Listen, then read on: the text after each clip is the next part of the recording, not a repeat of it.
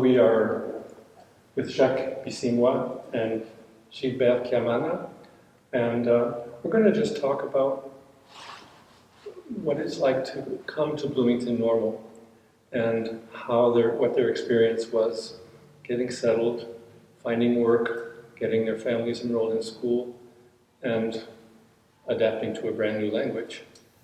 Maybe begin with when you came. Gilbert, you came first, correct? Yes, I did. I came here in 2003, lived for a while in Urbana, McLean County. And you live there now still? No, now I moved to Normal here. Oh, okay. Yeah. Oh. And Jacques? Yeah, I'm here since 2005. I came from Africa. I was living in Benin, so I didn't come from the Congo, straight from the Congo. I left Congo because of the war. It was a conflict. I was living in the eastern part of the Congo. That's where the war was raging. And I decided to leave because I was working there as a medical doctor, I was a physician, and because of the security, I decided to leave the Congo and the military. I don't know what they were looking for, and they shot my boat because I was working on an island on the Lake Kivu. So they shot my boat, but I was lucky. The bullets didn't hit the boat, but I had the sound of the bullet in water, and that's when I asked the driver to stop the motor, the engine of the boat. And when we tried to look around, we saw the military was asking us to go to them, and we brought our boat toward those military, and they asked us to come out and to lie down face on the ground. While we were lying down, we didn't know what we're gonna do with us. There's a boy who was working for them. And when the boy saw me, he just started screaming, "No, this is our doctor, it's our doctor." And then they stopped. They asked us to stand up. I decided to go back home. And that night, I remember, I got a fever. Yeah, because of the stress, I got a fever. I was just sick for the night. When you escape the death, of course, I was on the water and they're trying to shoot us. So it's just a fact to think about. If the bullet hit the boat, it was a death. Gilbert, is your story as harrowing? No, my story is different. I was working as an accountant back home. I first worked with Mobil Oil, and then around 2002 came the merger between Mobil Oil and Exxon. This is where we have now the new company named ExxonMobil. And I think after here, ExxonMobil decided to leave the Congo because they couldn't get along with the new government.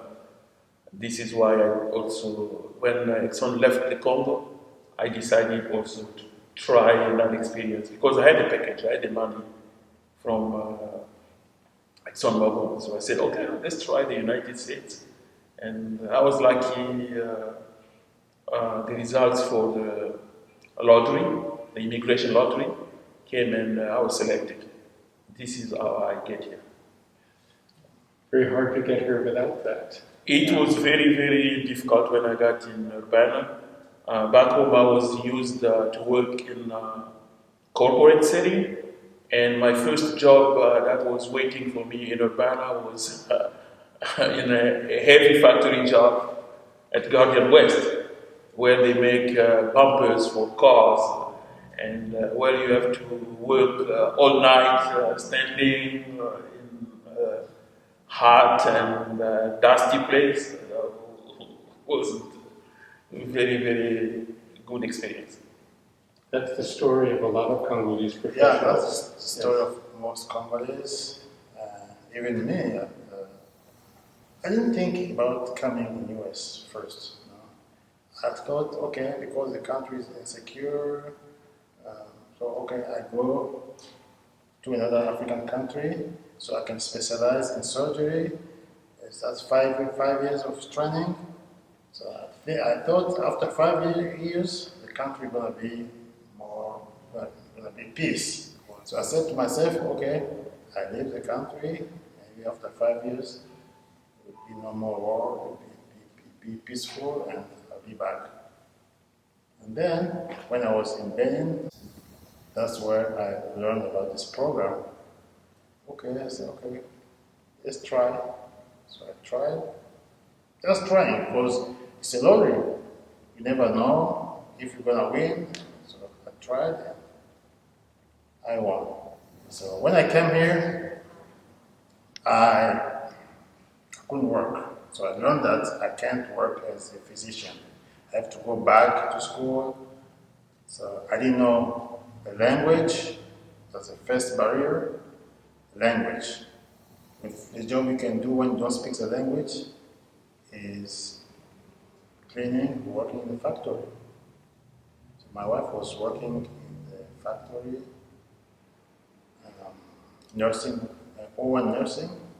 That's where most of Congolese were working, or CCS, do the cleaning at such farm.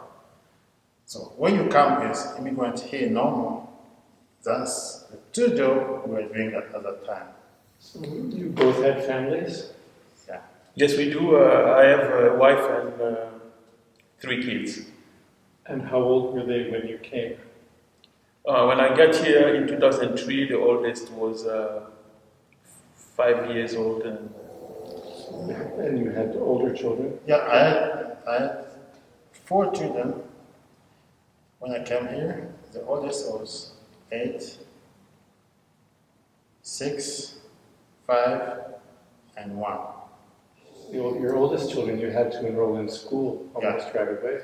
Yeah, right away. When we got here, my first one got in first grade in elementary, and the second one was not accepted because he was born in October, and he had to wait the following year. That was really, really difficult for us and for him. He was crying all the time. You wanted to go to school? He wanted to go right away to school. I was doing babysitting for 1 year because my wife was working 2 jobs, so we can pay the rent. And, so she had to work 2 jobs. So I was doing the babysitting, take care of the children, bring them to immunization, doing all the things, for the family. So I'm the one who was doing that. So you had to figure out where the social services were. Yeah. And make appointments. Make appointments.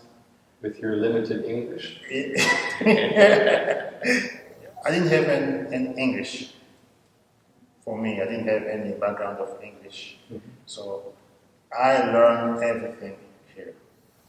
Even in the store, sometimes I have to write down because I was good in vocabularies. I knew the word, but the problem is the speaking.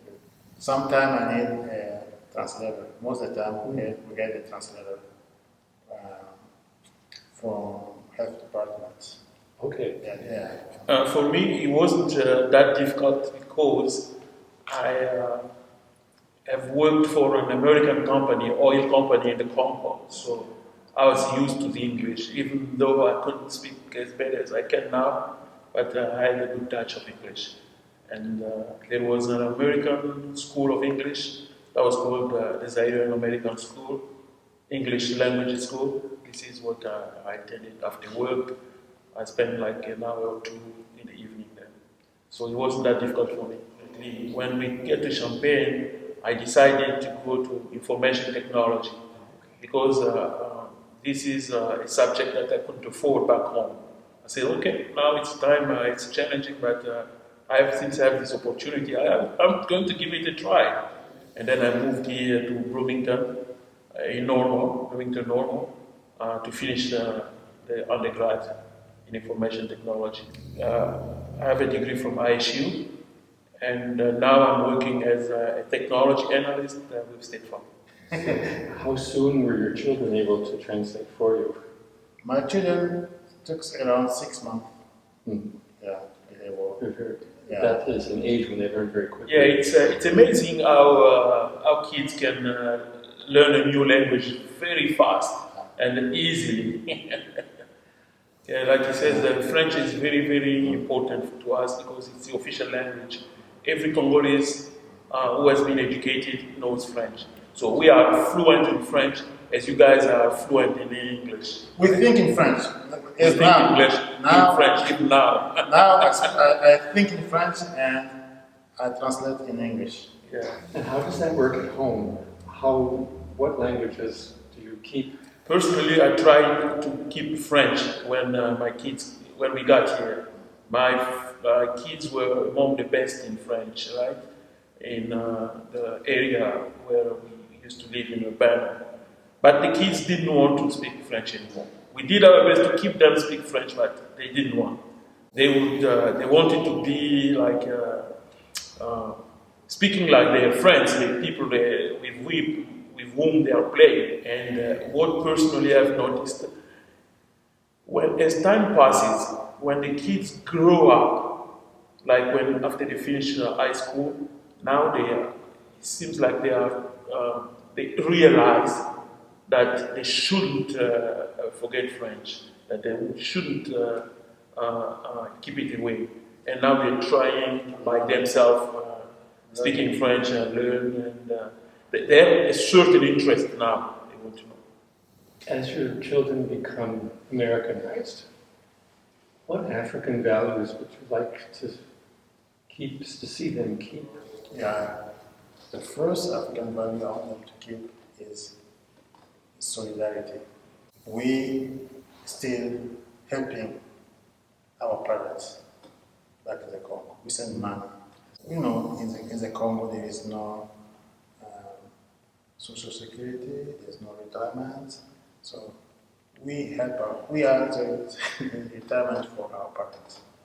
So that's culture of helping, take care of the elders. It's really what we want them to continue to do. Even for us, because we start to work at late age. Yeah. We don't have enough money in our retirement.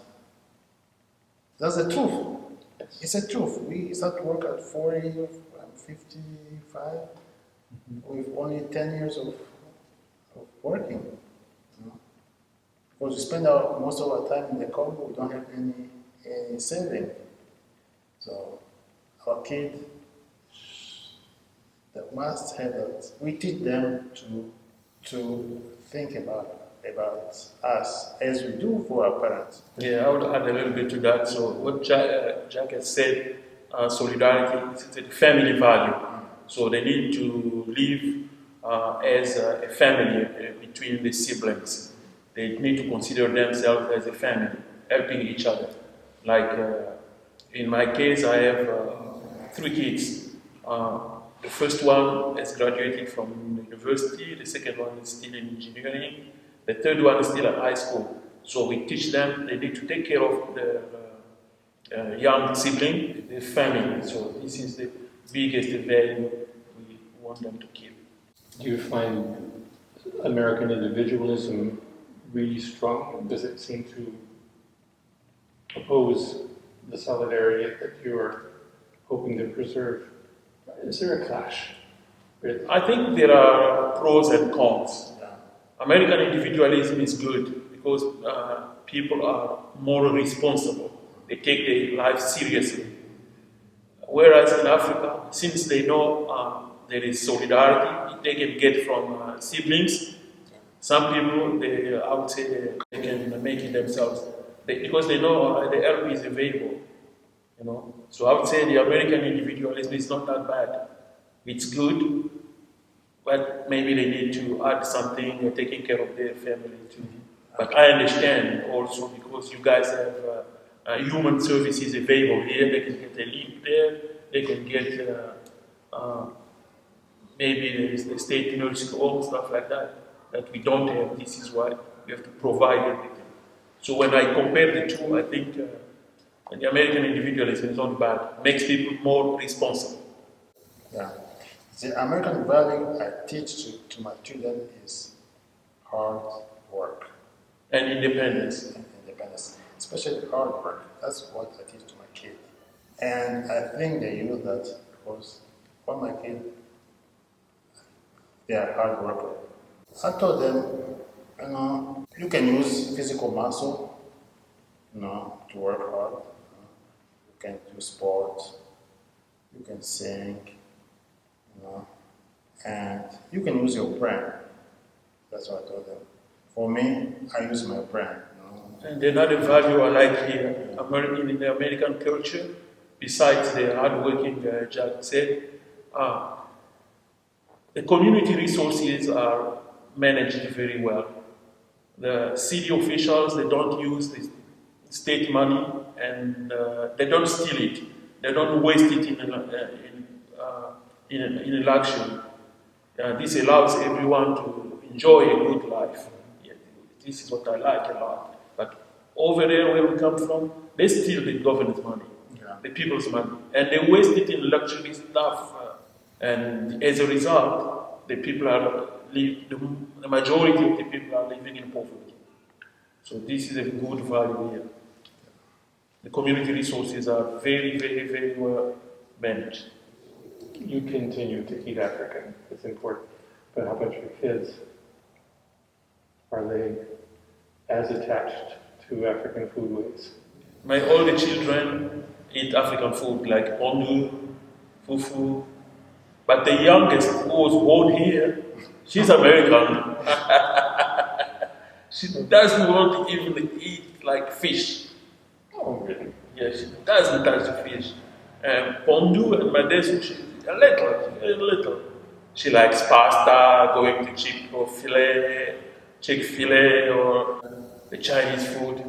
I don't know why she doesn't like African food. She was born here.